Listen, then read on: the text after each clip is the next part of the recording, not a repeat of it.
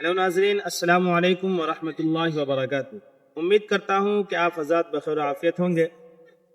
آج کل social media کے اوپر ایک سوال بڑا گردش کر رہا ہے کہ ہر انسان کے 3 ماں باپ ہیں اور ان تینوں ماں باپ میں سب سے بڑا درجہ کن کا ہے۔ اسی سوال کے اوپر ہماری ٹیم جو ہے جواب دینے کے لیے بیٹھی ہوئی ہے۔ آپ سے بس چھوٹی سی ریکویسٹ ہے کہ آپ جو ہے ہماری ویڈیو کو آخر تک بنے رہیں تاکہ آپ بھی جان سکیں کہ ان تینوں ماں باپ میں سب سے بڑا درجہ کن کا ہے۔ تو میں ان یہ سوالات جو ہے سب سے پہلے مولانا حبیب اللہ صاحب سے کرنا چاہوں گا کہ وہ بتائیں کہ ہر انسان کے 3 باپ ہوتے ہیں۔ پہلا وہ جس سے وہ پیدا ہوا، دوسرا وہ جو اس کے استاذ ہے جن سے وہ علم سیکھتا ہے، کوئی بھی نئی چیز سیکھتا ہے، تیسرا وہ جنہوں نے اس کو اپنی بیٹی دی۔ تو ان تینوں ماں باپ میں حضرت سب سے بڑا درجہ کن کا ہے؟ ناظرین السلام علیکم۔ میرے ذہن میں تو سب سے بڑی بات یہی آ رہی ہے کہ سب جو اس نے پیدا کیا اسی کا زیادہ درجہ ہے۔ جی بالکل، آپ نے بالکل صحیح فرمایا، کیونکہ اگر پیدا کرنے والا ماں باپ ہی نہ ہوتا تو دوسرے ماں باپ آتے کہاں سے؟ اسی لیے سب سے بڑا درجہ اور سب سے بڑا جو حق ہے وہ والدین کا ہے، جن سے ہم اور آپ پیدا ہوئے ہیں، وہ سب سے بڑے جو ہے حقدار ہیں اس کے۔ تو یہ بات کا فیصلہ ہو گیا کہ جو سب سے بڑے جو حقدار ہیں وہ اپنے ہی ماں باپ ہے، اس کے بعد استاد کا، اس کے بعد جو ہے ساس سسر ہوتے ہیں وہ۔ اب میں اس کے بعد مولانا فیاض صاحب سے یہ سوال کرنا چاہوں گا کہ آج کل جو ہمارے گھروں میں اور ہمارے محلوں میں، ہمارے گاؤں میں، ہمارے شہروں میں جو رواج چل رہا ہے کہ ماں باپ کے ساتھ جو ہے بہت زیادتی کی جاتی ہے، ان کے ساتھ جو ہے حسن سلوک کے بجائے بدسلوکی کی جاتی ہے، تو اس کے بارے میں ہمارے ناظرین کو آپ کیا کہنا چاہیں گے؟ ہلو ناظرین، السلام علیکم ورحمۃ اللہ وبرکاتہ۔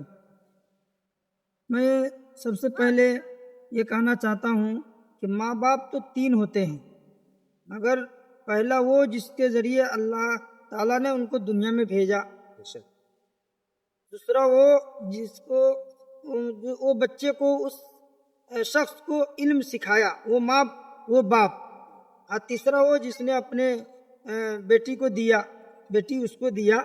یہ تینوں، اور تینوں میں سے سب سے اعلیٰ درجہ یا سب سے جس تینوں کا سلوک کس طرح کیا جائے، میرا سوال میں یہ پوچھنا چاہتا ہوں کہ تینوں میں سے سلوک، اس کے ساتھ رہنا سہنا، اس کا ادب و خیال، اس کا عظمت کن کا ہونا چاہیے؟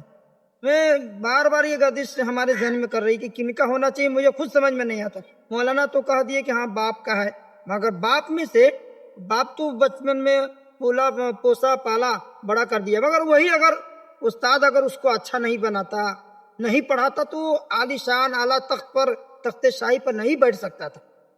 بعض اس طرح ایسے اچھے آدمی نکل جاتے کہ استاد ایسا بنا دیتا ہے کہ دنیا ان کی نام لیتی ہے، ارے کیسے کہاں سے پڑھ کے نکلا ہے۔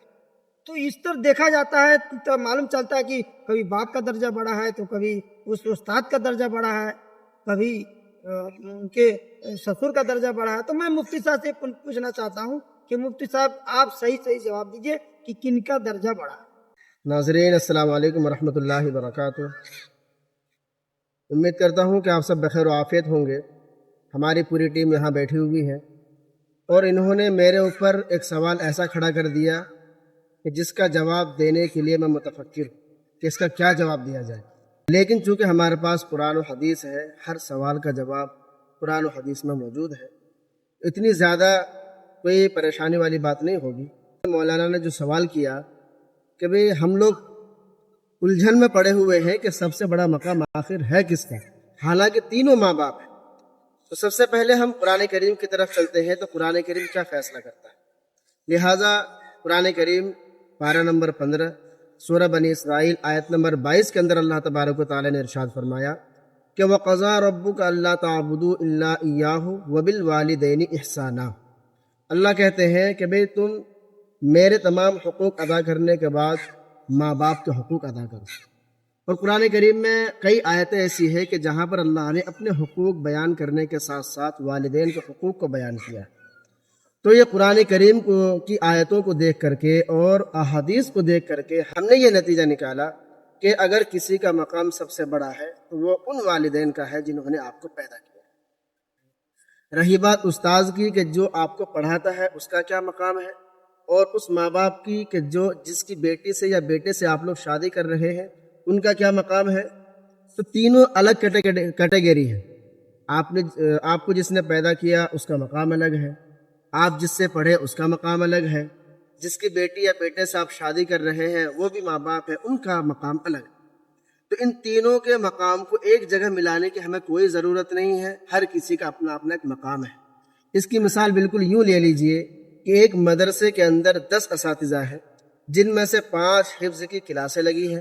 اب اگر کوئی کسی سے پوچھے کہ ان حفظ کی کلاسوں میں سے سب سے بڑا مقام کس کا ہے، کس استاذ کا ہے، حالانکہ ہے سب حافظ ہیں، تو ہم یہ فیصلہ نہیں کریں گے کہ بھی فلاں کا مقام بڑا ہے، فلاں کا مقام ہے۔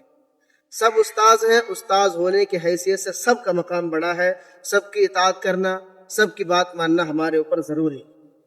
لہٰذا اس سلسلے میں ایک تحریر ہم نے پڑھی تھی کہ مکہ مکرمہ کے اندر مفتی تقی عثمانی صاحب تشریف لے گئے تھے، شاید عمرے کے لیے گئے ہوں گے، تو وہاں پر بھی یہ سوال کھڑا ہو گیا کہ بھی سب سے بڑا مقام کس کا ہے؟